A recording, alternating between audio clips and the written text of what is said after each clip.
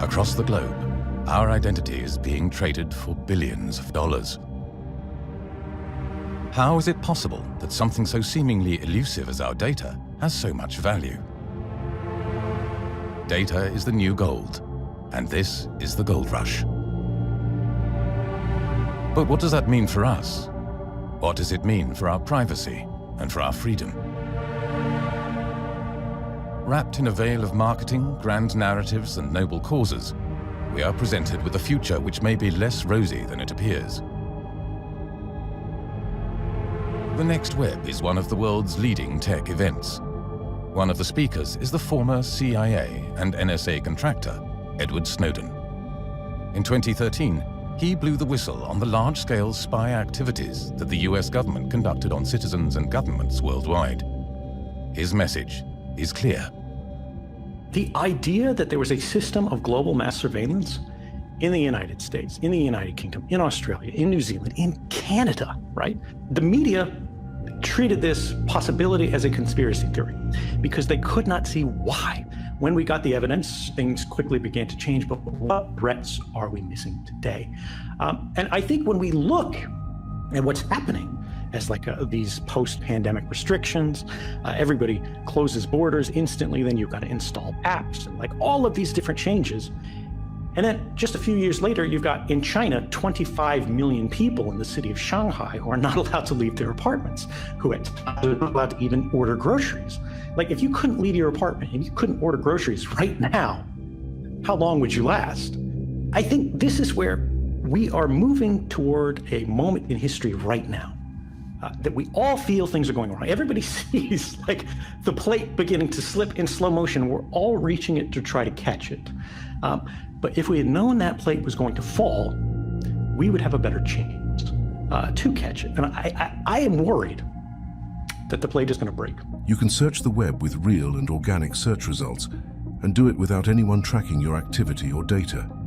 We ourselves use Atlas VPN to protect our data online. Atlas VPN is more than just any other VPN. It blocks all malicious links, ads, and trackers, and notifies you when someone is trying to spy on or steal your data. If you want to grab Atlas VPN, they have a great deal going on right now for just $1.70 a month and 6 months extra for free. We've provided a link in the description you can use to grab this deal. Try it out with a 30-day money-back guarantee. Not only does it protect your data, it also keeps your searches completely private. Also, protect unlimited devices at once. No limits are set. One subscription only for the best price. That's why we use Atlas. Oh, did we forget to mention it saves you a lot of money booking online? It's that easy. Grab Atlas VPN using the link in the description and secure your data today. Banks are the biggest example right now where they can cut you off at any moment. You have your money in their hands. And they're supposed to, be good stewards of it. But we have begun to see people dislocated from their accounts because of protest activity, right? Because of the movements they support. But governments realize they have new tools that they've never had before. When there is such a popularity, when there is such a dependence on a certain structure, on a certain network, how do we leave it? How do we depart it? How do we progress from it? How do we recognize that the system as it exists today is not good enough? And to recognize that it could be better, and to recognize that it should be better, and to recognize that individually and collectively we can make it better. But it will not become better unless we force that to happen. I don't mean violently. This can be achieved non-violently. And I think this is both the great challenge and the great hope of our time. And we are being asked by history in this moment right now, what are we going to do with it?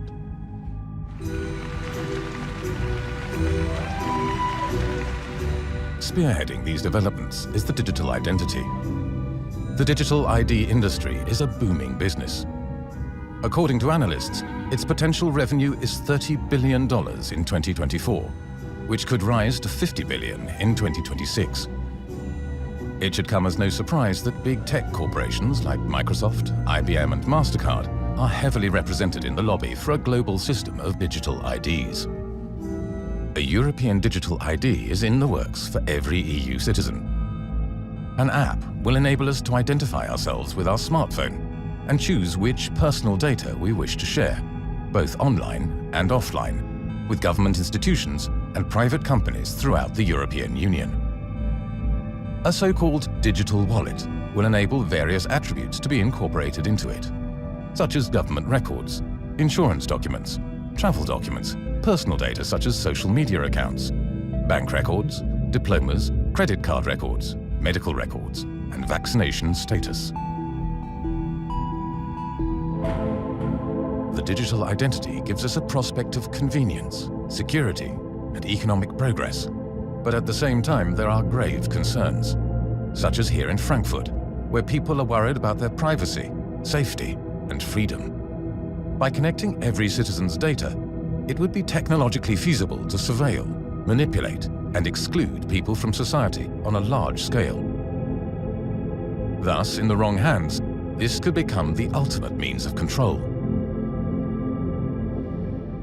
In a free society, freedom, liberty is the rule. So you see how they change the relationship now. Now, in order for you to freely move, you have to explain or you have to show certain things in order to have the privilege to freely move. The idea for a digital ID originated before 2011. The OECD, an organization with 38 member states, set up to stimulate economic progress and world trade, wrote a report that advised governments to adopt a digital ID strategy. And in 2017, the European Commission released its first action plan for the creation of an e-government with a digital ID for all Europeans. The green certificate kind of educated people to use a QR code to show that they were vaccinated when they enter a store. Now you have the digital wallet. They say right now that is not mandatory, right now. But they might pass a law, for example, that will say, well, it's not mandatory, but if you don't have it, you cannot do certain things.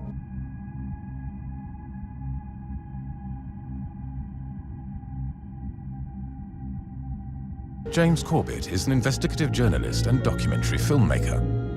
In his renowned documentary, How Big Oil Conquered the World, he shows how, worldwide, sovereignty is increasingly being lost to technocratic forces. According to Corbett, we are entering a new era of extensive governmental control.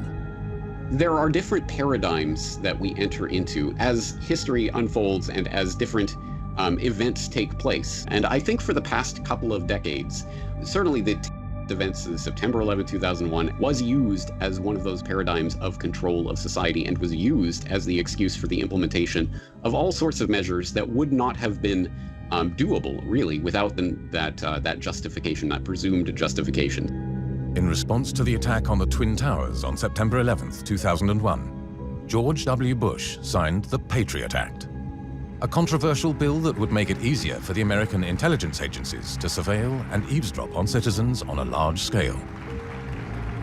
The act was to be temporary, but this act has been extended to date in modified form and also has implications for American companies beyond the national borders of the US.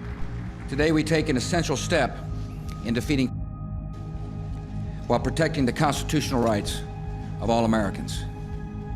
With my signature, this law will give intelligence and law enforcement officials important new tools to fight a present danger.